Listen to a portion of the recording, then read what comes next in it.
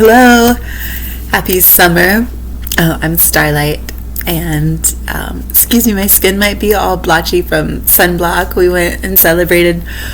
It's really springtime. It's just the middle of April, but we did have our first 80-degree day, and we're able to take a long, beautiful swim in the river.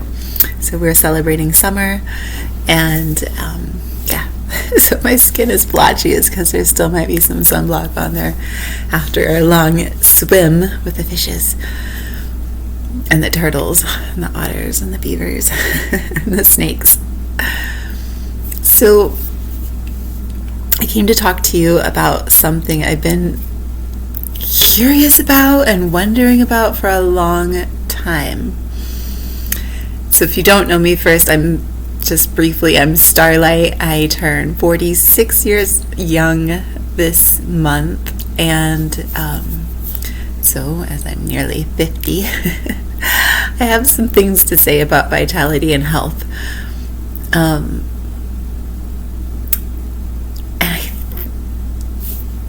I have so much to say that it's hard to get the words out at the moment. I just want to make sure you know who I am. So yes, I'm 46 years, I've been here, right? Since I was young, my first memories of what I enjoyed doing besides nature was researching nutrition and wellness and health, and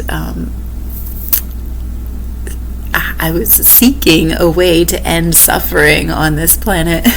So I have been studying this stuff for at least 40 years. And although I do a lot of scientific, nerdy research, I'm really into functional medicine at the moment, for instance, what I find most interesting, most fascinating, and most useful is people's experience. So when people talk to me about what they're going through, or when I'm going through it with them and trying to help them through difficult, challenging thing that doctors can't seem to figure out, nurses can't seem to figure out, the internet can't seem to figure out for them, I listen mostly to the stories of who's finding their miracle experience through what modalities or what specific remedies. So I just really love a challenge, and that's how I do my art as a medicine woman, is I research a lot, I experience with people, I listen to stories. For a long time now, I've been wondering about salt. And I've read this salt book and that salt book, and research from this end to that end, and asked this doctor and this person about their experiences. But the answers weren't answered, or they were answered in all kinds of weird ways, until very recently. So I'm working for this couple who has both been through strokes, and this woman kept swelling up bigger and bigger in front of our eyes, and it's never happened to her before. Her husband simultaneously was also swelling, but at a slower rate, so we didn't notice it in time to take him to the doctor. But by the time we took her to the doctor, he was the very next day, obviously extra swollen as well. So also I should say that I was not hired to help them herbally or nutritionally or any of that. They didn't ask me for help with the swelling except to discuss it with them, and they're not really willing to invest in what it takes yet. So I could have had them take these different herbs, supplements, tried a different diet. And when they did finally ask for help, because the doctors weren't helping, the water pill was not helping, which I've seen a lot of progress through the water pill for other people. Actually, it's like a miracle thing, and it doesn't have a lot of side effect. It does eventually, after the decades, have some toll on the kidneys and things like that, which I have seen in a client. But we also got him on some other remedies, so hopefully he won't need the water pills, and the doctor will determine that. Because here in the United States, it's up to the doctor to determine about the medicine, and I fully back that legally, and the patient as well. So when the water pill isn't working, and even if it is working, what is the cause of this? And what we normally hear is it's the salt. Cut back on your salt, because when they do these panels, they look at the electrolyte panels or your blood cells or whatever and see that there's too much salt in the cells. They tell you cut back on your salt and the swelling will go away, and sometimes it does. And if you cut back to no salt, the swelling should go away. However, we do need salt in our bodies. That this is true. And the reason I've been so curious about it, that I've been studying it all this time, was because personally, I eat a ton of salt, and I need that salt, and I can tell when I need it, and I also eat it more than I need it, probably. But I'm healthy. I've always been healthy and full of vitality, and this salt actually helps me thrive. So what is the difference, is what I've always wondered. Is it because I eat mostly sea salt? Is it because I'm vegetarian? Vegetarians eat about twice as much salt as non-vegetarians on average, which I found fascinating. And so as my clients were swelling and realizing they were finally ready to seek counsel with me medically, and not just with the other things I was helping them with, and I looked into it a little more, I found this really wise nugget of information. And I made their doctor do a mineral panel on them as well, on her. The mineral panel backed this mind-blowing realization that it's not that our bodies have too much salt in them. It's that the salt in our bodies becomes displaced by the loss of one nutrient. And without this nutrient, Max Gerson, he's like the guru for cancer and healing cancer in a holistic way, partially because he came up with this really easy solution, simple solution that almost everybody who's trying the natural solution to cancer tries at some point or other and sticks with, because it is really good, is just that simple juicing technique of like some beets and celery and ginger and green apple every day, and juicing the whole foods and things like that. He got really into that, and he had this whole cancer protocol. That was one part, and that's the part he got really famous for, besides helping to cure a lot of people, because so many people can easily use this remedy. But he was a mad scientist about this degenerative disease and healing people naturally in the first place, like I am. I found a quote from him that said every single degenerative disease begins with the loss of potassium. And for a man like that who studies disease and suffering and wellness to say that every degenerative disease begins with the loss of potassium is huge, and it's mind-blowing. And this is the reason why. And I'm going to tell you in a minute why that potassium pill from the doctor is a little ridiculous as well, so stick with me. So for him to say that is mind-blowing, because it's just one thing, and this is what happens in the body without potassium. So in each cell, our cells are fortified by potassium. They're strengthened, right? Without the potassium, which is not found in bananas, and I'll tell you more in a minute, our cells not only get weaker, but outside the cells is where the sodium goes. In this plasma outside of our cells, it's there to help all of these chemical exchanges, so that, for instance, our hormones, which are our messenger cells in the body, they send a message from this gland to this gland, or this gland to this cell. They're sending messages all over our body, and they flow through that Na, that sodium, the salt, in our stream, until they can latch on to the proper cell receptor and explain what's going on in this part of the body to this part of the body and what needs to happen next. So they're floating in this really lovely electrical current that the salt produces between the cells. Without the potassium strengthening and fortifying the cells, they're kind of weakened. And without that potassium, the salt in the plasma, and go ahead and correct me in the comments if I'm wrong about the word plasma. That's not probably the specific technical term, but I think I'm trying to speak so most people can understand. The salt, and it just like floods right into the cell. It could tell when the potassium's gone, and the salt will flood into the cell to replace the potassium, and it will really flood it, which it like bulks up everything, and our body starts swelling fairly uncontrollably unless we eliminate all salt. But that's not solving the problem. We still have these weakened cells that are like sluggish, and we still have this electrical current of information cells. All the communication from one part of the body to another is also sluggishly trying to reach the cells, which are now degenerate, and so those receptor sites on the cells are possibly not going to pick up on the amount of communication that actually does make it there.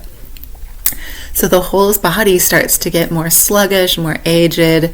The mitochondria stop functioning correctly because the cell communications throughout the body are now extremely sluggish without the salt. So you can go without salt. A lot of people do it, but you're not hitting the root solution. And a lot of people don't know how to do it. I'm going through this with my clients right now where she's not fully on board with getting that potassium in her body, but she's fully on board with cutting out the salt. And she's like, no salt shaker at the table. I'm never putting salt on my food. Aren't you proud of me for not using salt? However, she's using salt constantly, and she doesn't know it. She uses salt on her ranch dressing. She gets salt on all of her fast food. She doesn't realize that the fast food or French fries or canned tamales, canned sausages, bologna, she doesn't realize these things are filled with sodium, filled with salt. And I'll tell her to read the label, but she can't really read the label. And also, she's been raised with the fact that these things she's eating that are processed food, junk and waste, are actually food and nutrients. And I'm using her as an example because that's who I'm going through this the most with, and that's who's trying to change the most with this in front of me right now. But I have a lot of other clients who eat the same food. And they just believe that that's what's healthy.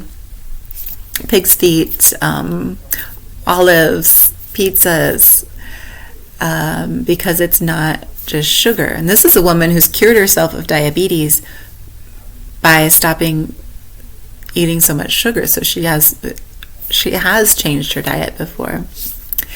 So this is the thing. How do I get more potassium in my cells is really the key to keeping the swelling down in life, unless you have lymphedema, which is slightly different.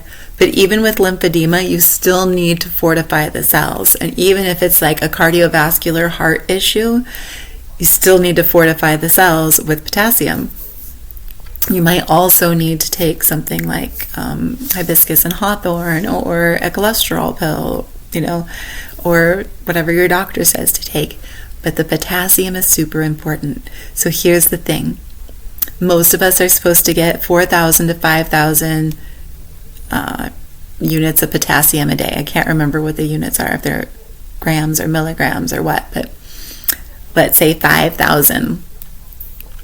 Well, when I had the doctor do a mineral panel on my patient, she was prescribed 50. I think they're milligrams, 4,000 milligrams, and she got 50 milligrams in her tablet. And they made her wear diapers. She was in diapers after the third day of taking the potassium pill because it messed with her stool so badly. And she couldn't get to the bathroom on time. So, if she was going to take 10 of these pills a day, which would have done it, or 9 or whatever, or even 6 for her tiny body, that was going to be way too much. And that's probably what she needed to get up to how much potassium she's supposed to have. We don't need to do any of that dangerous stuff. All we need to do is eat really good vegetables. There's potassium in almost every vegetable. So some of the really high potassium vegetables are potatoes. White potatoes more than sweet potatoes, interestingly, but sweet potatoes still. I think they've got like 600 for a white potato or a russet even, or a yellow. And the sweet potatoes are probably 450 or something. You know, each potato is a little different. Tomatoes are also way up there. And even canned tomatoes will still be really high in potassium. Here's the thing. Most processed food is lower in potassium, which should be obvious to a lot of healers. But listen to this. The processing of foods generally takes out 75% of the potassium that was originally there, which is extreme. This isn't like cutting back potassium from 600 to 500 or even 550, like a normal nutrient deficiency. This is like taking something from 500 down to, I don't know the math on that,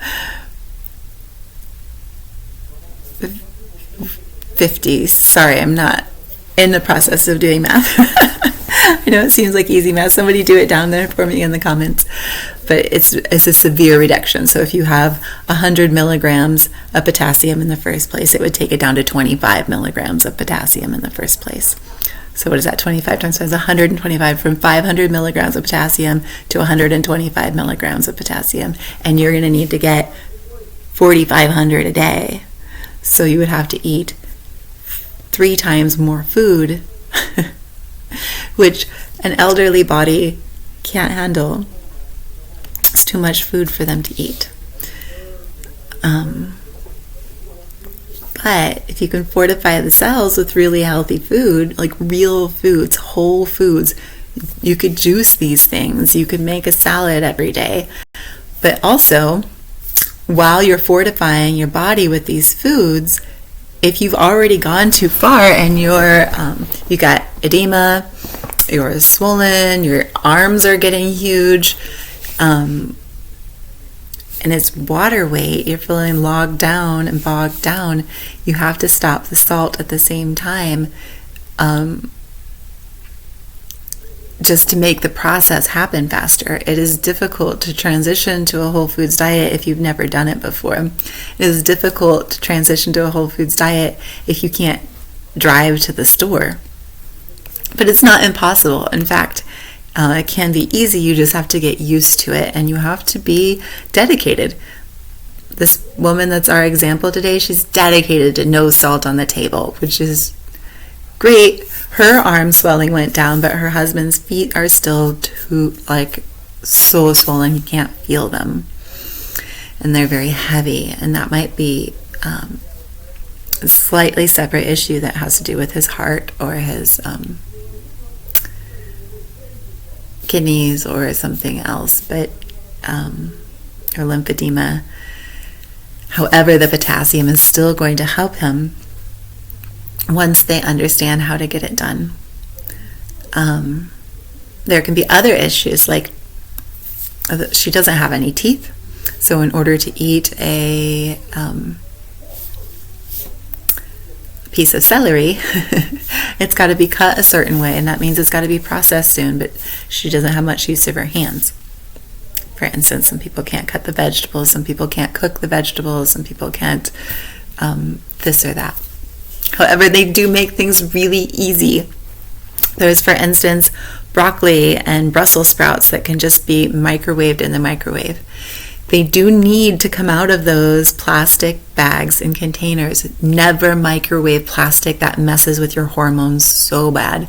So you buy the frozen Brussels sprouts for $1.25.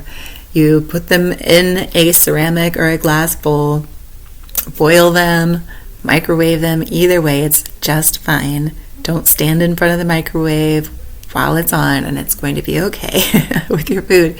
Especially broccoli is actually more nutritious in the microwave than other ways, but you have to take that plastic wrapping off. And then you have this lovely, huge bowl filled with potassium. Broccoli, the deep greens, the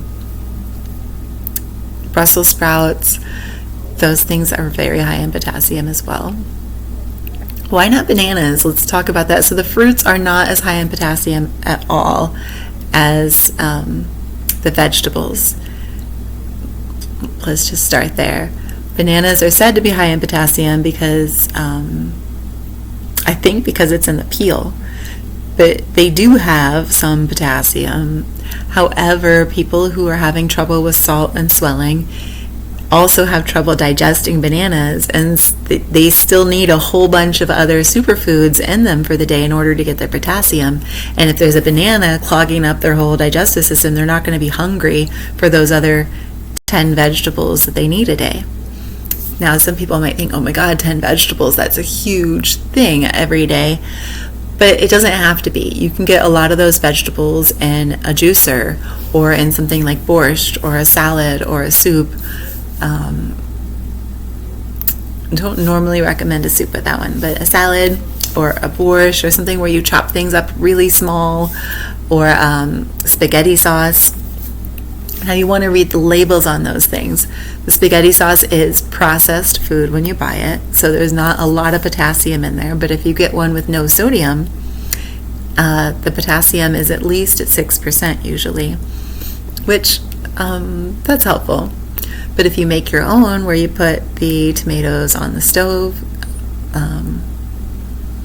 with a bunch of celery and some greens and chopped real small in there, and some onions and some garlic and whatever else in your spaghetti sauce, if you make it yourself, it's very high in potassium. If you make your own tomato juice, the same. Now, the low sodium V8 is okay to take. It's helpful to take. It is still that processed food, but it's better than nothing.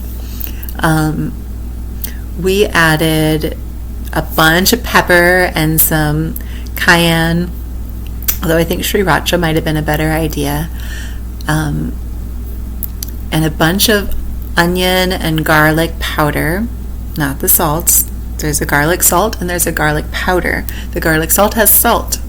The garlic powder is only garlic, hopefully. But it won't have salt in it, that's for sure. It might have a little bit of silica in it, or some anti-caking matter, but not salt if it's just the powder. So the very first month might be high in potatoes, because that's a really good place to get your high potassium. Don't put salt on your potatoes, but you could put all kinds of other stuff on your potatoes. Okay, so those are the vegetables that are high in potassium, and vegetables are the most high in potassium, but you could also eat, there are certain meats that are high in potassium, there are certain fish that are high in potassium, which I'm remembering now, is salmon and tuna. There are other fish that are not good for you when you're going through this. Stick to the salmon and the tuna, and not in a can with a bunch of salt. The fresher the better, because remember that processing takes out the potassium. There are beans. Beans are really high in potassium and protein, and some of the beans are higher than others. I am remembering white beans are the most high in potassium, I think. Pinto beans are fairly high, and I think black beans and black-eyed peas, if I remember correctly, are the most highest in potassium.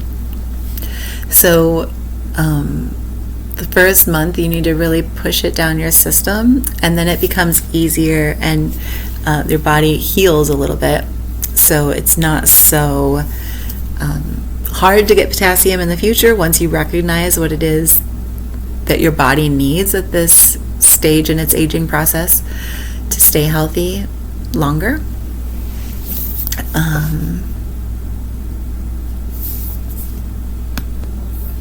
Yeah, so I guess that's it. That's what I have to say. All of this swelling problems almost all of them can be resolved simply by getting these whole foods in every day. Not the processed foods, not the stuff you get at Taco Bell, not the stuff you get at Fish Fillet, not the stuff you get at McDonald's or Arby's or Wendy's, which have been the questions I've had lately, not the stuff you get in the canned tamales or the cans of anything almost except for canned tomatoes and canned beans. You can get frozen stuff, you can get fresh stuff, and you can cook them on your stove at home or in the microwave even without plastics. You could go to a health food restaurant, and if they serve things without salt, and you need to ask them about that. And you cannot have soy sauce, but there are some really cool salts you can make. There's a way to make a low sodium Bragg's amino acids, where you put some amino acids in a spray jar with half water. Never cook your food in salt. You're going to lose a lot of the salt flavor in the cooking. Always salt your food as you're about to eat. If you're going to add salt, and sprinkle it on the top lightly, and it's going to be better that way right before you eat it. Otherwise, you're going to need way more salt to have the same effect. Even better is that Bragg's in a spray bottle, half Bragg's, half water, and you spray your food right before you eat it, which it disperses really nice. There's also something called, it's in the salt and spice section, which starts with a G and ends with an O, Gasimo, I think, which is a really cool idea where you take sesame seeds and you soak them in that same amino acid water solution for not too very long even. And then each of these sesame seeds, which is kind of big, I mean, they're kind of small, but in comparison to a salt grain, they're pretty big, but they've got less sodium in there than even half or a quarter of a salt grain per grain, which is pretty cool. So you can get it that way, but be really light and do it right before you eat your food and not too much, and you'll soon be reducing that. The first time my clients had called a restaurant and said, hey, could you make this without salt? It was one of their favorite meals, and they got home and they served themselves this catfish without the salt, and they were through the moon. They were so excited at how good it tastes without the salt, that it tastes even better without the salt than with the salt.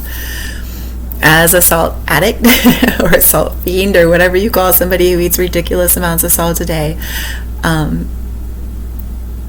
I think it's really neat to find the flavor, of course, but it's really cool that they had that experience where right away they realized, oh, food actually tastes like great food without the salt.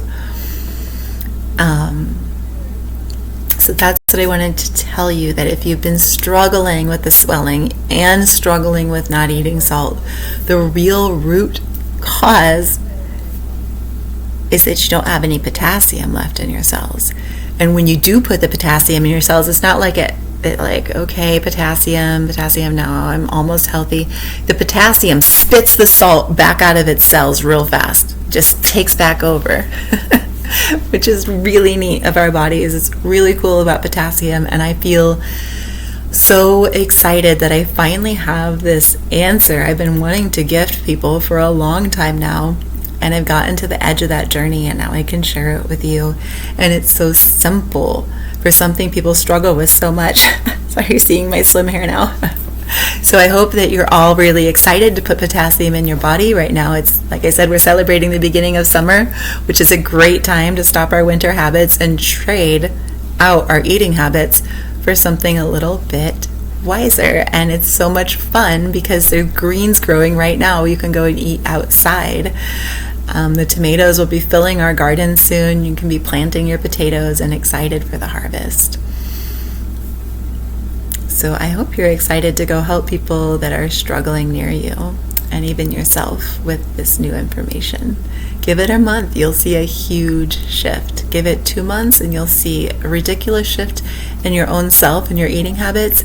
6 months and this will be like, of course people eat this way. Why would I eat the other stuff so much?